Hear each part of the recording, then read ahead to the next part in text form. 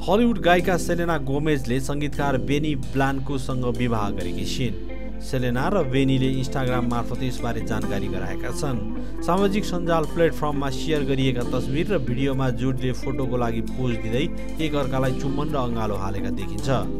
विवाहमा सेलेनाले फुलको सजावट भएको सेतो हल्टर ब्राइडल ड्रेस लगाएकी छिन्।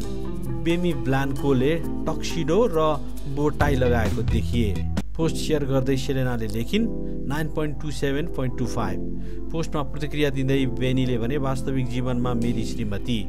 एक फ्यानले भने तपाईहरुको लागि धेरै खुसी र बधाई छ। तपाई संसारको सबै मायाको हकदार हुनुहुन्छ। अर्कोले लेखे तपाईहरु दुवैको लागि धेरै खुसी बधाई छ। यसअघि पापाराजीले सान्ता बारबरा क्षेत्रमा बाहिरी पाल र अन्य तयारीका फोटो खिचेका थिए।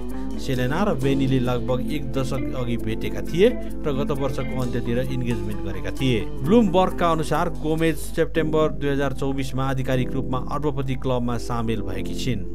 यो मुख्यतया उनको सौन्दर्य लाइन रेयर ब्युटीको अपार सफलताको कारणले भएको हो। अर्कोतर्फ बेनी ब्लान्को एक प्रसिद्ध गीतकार र रेकर्ड निर्माता हुन्। यद्यपि उनी प्राय क्यामेरा पछाडि रहन्छन्। बेनीले एक उल्लेखनीय करियर निर्माण गरेका छन्।